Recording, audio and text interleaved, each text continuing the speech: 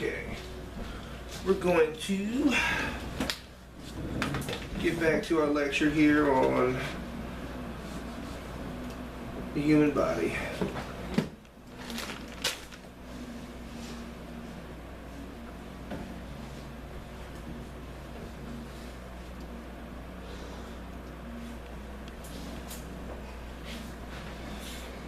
Alright, does anybody have any questions before we get back to it?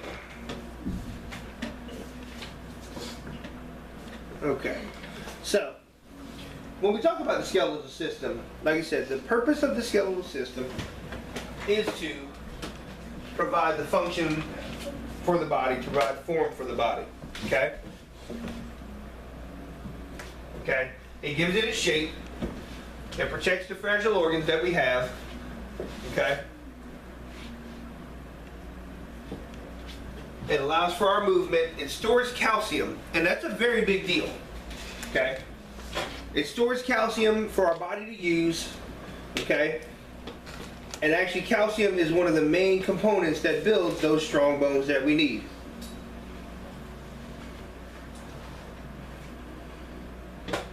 Okay? It also helps create blood cells. Like I said, your red blood cells themselves are formed right there inside the long bones of the body. Okay?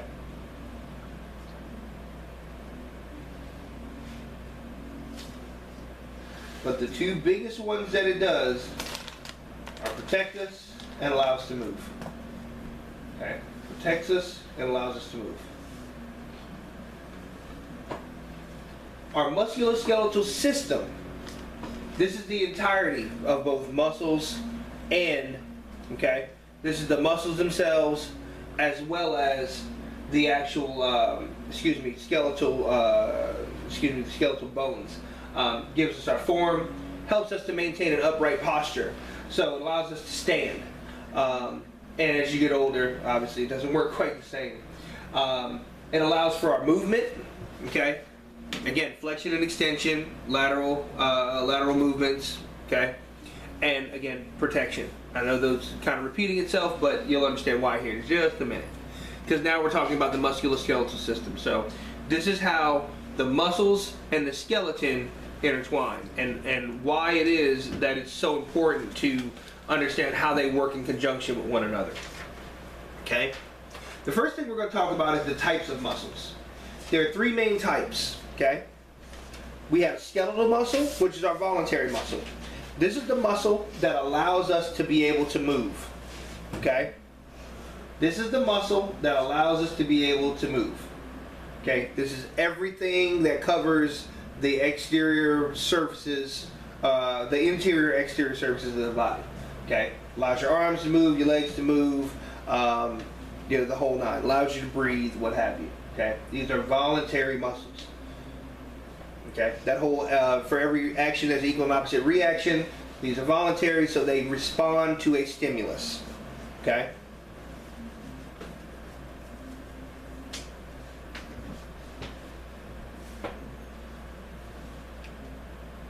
Skeletal muscle attaches to the bones of the skeleton, forms the major muscle mass of the body. It is under the direct and voluntary control of the brain. Okay? Direct and voluntary control of the brain.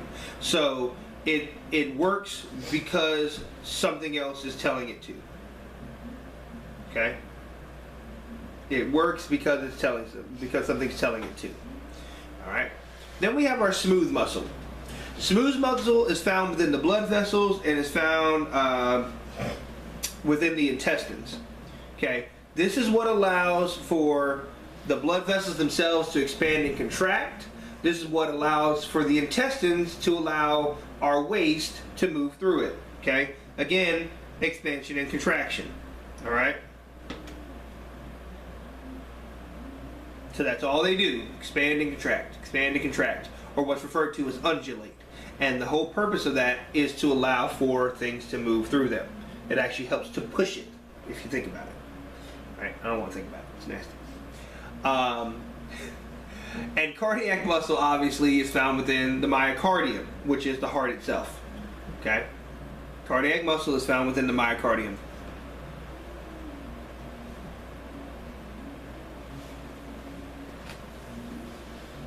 This is what allows for the muscle of the heart, or this is the muscle of the heart that allows for the heart to actually pump.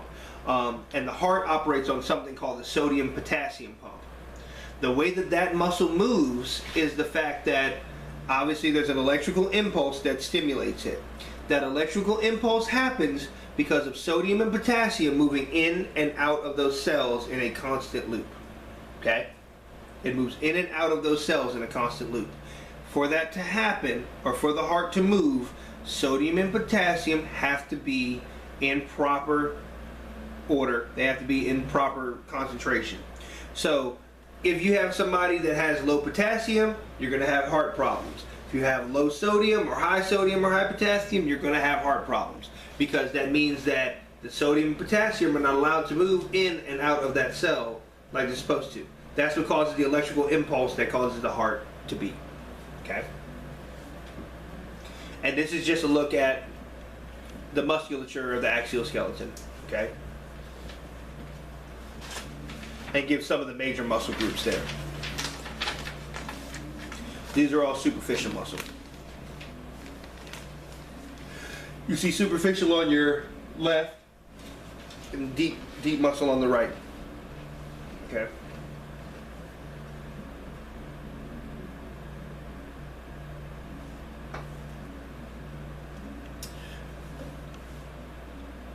The reason that flexion, contraction, and relaxation of this system happens is it allows us to be able to move, and even manipulate the environment that we're in. So it allows us to be able to move things. And a byproduct of this is heat. Remember, we talked about the fact that the body is a constant energy factory. Okay? It's constantly producing energy.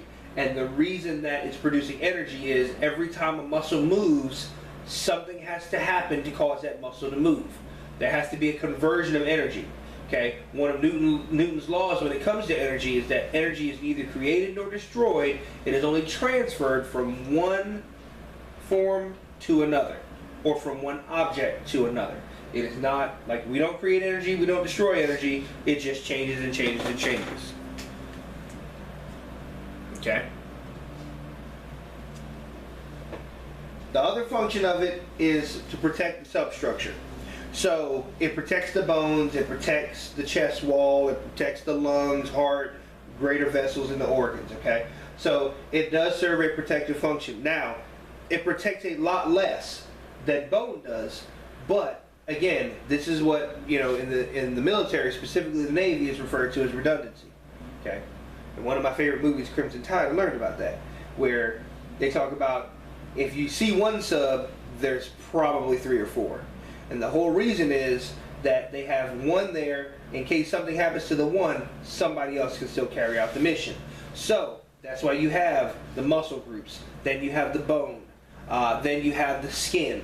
And then there's layers to the skin. So all of those are layers of protection. You have to get through each of those to get finally to the organ or the end user. Okay? So for something to happen to the organs, there has to be a catastrophic breakdown in the rest of the system. Okay? Any questions about that? All right. So now we're going to talk about airway. We're going to talk about anatomy of the airway. Why we breathe, how it's supposed to happen. Okay? The upper airway. Now, remember, the upper airway is everything from the nose to the epiglottis. Okay? Everything from the nose to the epiglottis. That is the line of delineation or the line of separation between the upper and lower airway is the epiglottis. Okay? Or as I like to refer to it, the point of no return. Once you pass the epiglottis, there is no more protection. Okay? Everything else above there has protective mechanisms in place to protect the airway from bacteria, to protect it from infection, to protect it from invader hosts, things of that nature. Once you pass the epiglottis, there is nothing. It's just lung tissue. Okay? That's very important to understand. So each one of these here has a protective mechanism in place to protect us from getting sick or protect us from something harming us until you get here. Once you get here, everything is just fair game. Okay? And this is why people get sick when they're on a ventilator, because once you put somebody on a ventilator, that tube passes below here. Okay? And what you're doing is you're pumping air and whatever else directly past that point of protection. That final point of protection. Okay? The lower airway is made up of the thyroid cartilage, which is our Adam's apple. Even in women, it's just not prominent. Okay? The cricoid cartilage, these two form thyroid cartilage up top, cricoid cartilage down here, and in between the two there's a small space known as the cricothyroid membrane. Okay? That's that small hole through which you'll see, like Sandra Bullock did in the movie The Heat, where she stabbed somebody in the throat with a big pen to try to open their airway. That's what's referred to as the cricothyroid membrane. Okay? And that is actually what it's there for, is in case we have to make a perforation to open the airway, we can. Okay?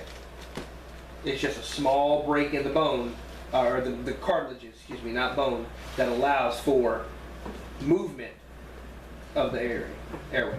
Okay?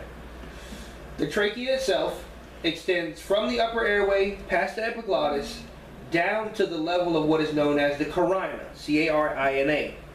What the carina is what is referred to as a bifurcation. Now, I'll draw it on the board for you so y'all can see it. And what it looks like is this here, right versus left, okay?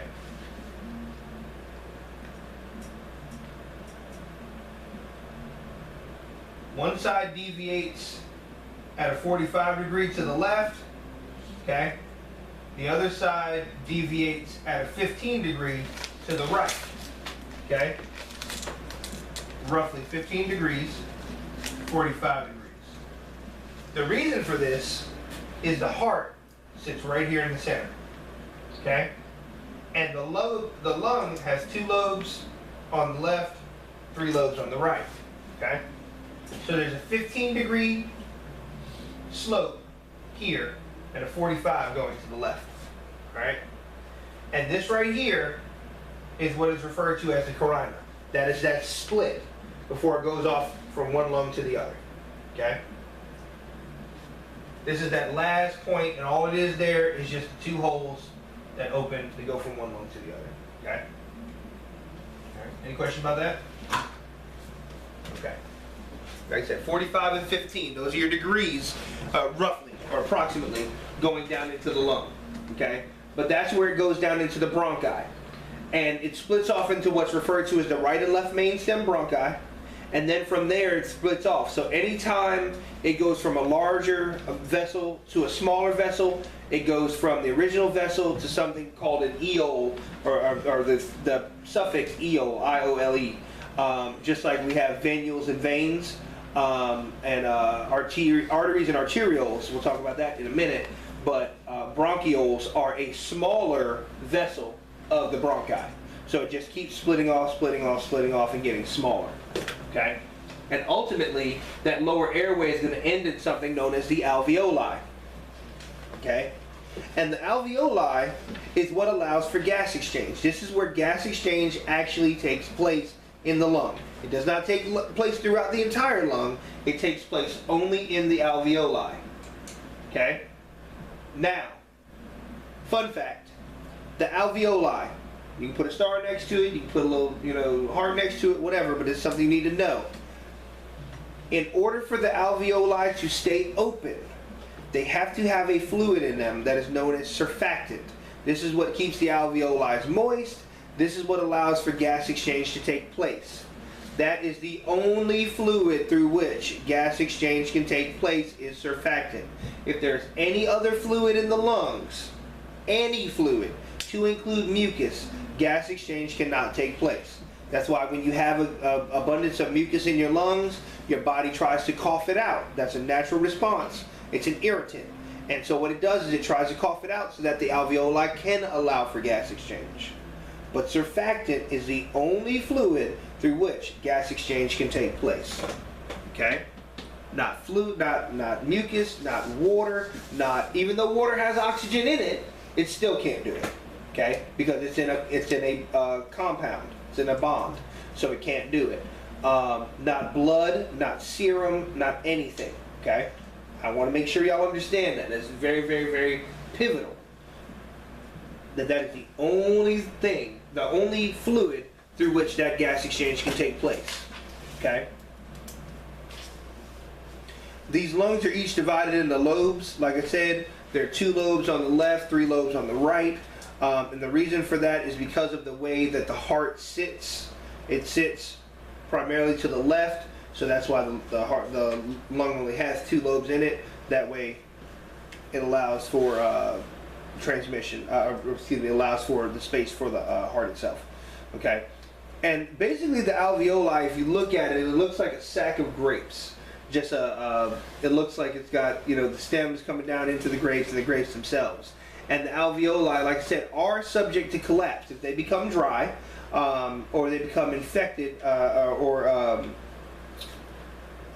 become diseased, similar to like COPD, COPD type diseases like emphysema, bronchitis, where there's inflammation that doesn't allow for oxygen to get through to it, asthma. Like I said, bronchitis, bronchiolitis, pneumonia. Pneumonia, like I said, happens primarily because you have these mucus pockets that build up and don't allow for that gas exchange to take place. So that's why I said anytime there's a mucus buildup, it's something known as an infiltrate. It doesn't allow gas exchange to take place. So that will keep the alveoli from having the gas, the CO2 and oxygen, displace one another on the hemoglobin. So our body isn't allowed to oxygenate itself. Okay? And again, when we get to airway, we'll talk about that a little further. But this is just a diagram explaining everything I kind of just told you there. This is where that cricothyroid membrane is, where that soft piece of fleshy membrane is, that should we need to puncture, we can. Okay? But the alveoli, the sole purpose of the alveoli is gas exchange. Alright? We have muscles that our body is supposed to use for breathing. Okay? The diaphragm and intercostal muscles are a primary work of breathing. Intercostal muscles are where? We just talked about those. Where are they? Anybody?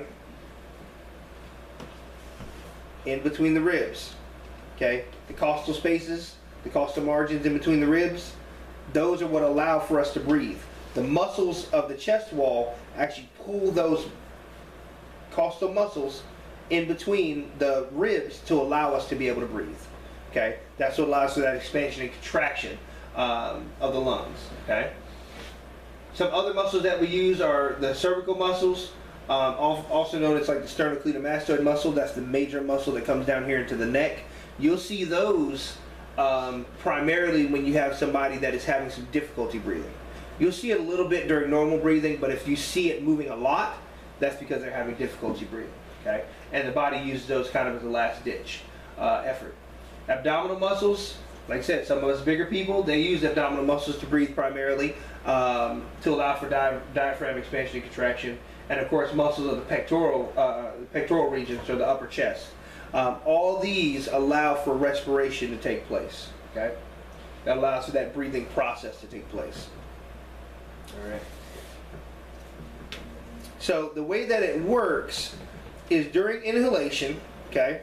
During inhalation, the diaphragm and the intercostal muscles contract. So everything pulls up and in, which is kind of in reverse of how you think it would work. You would think it would open up and move out, and that's how air moves in. But it operates on something referred to as negative pressure. It actually contracts and moves in, and it uses the fact that the pressure outside the body is greater than the pressure inside the body. So it pulls it in using negative pressure. Pulls it into from an area of greater to lesser.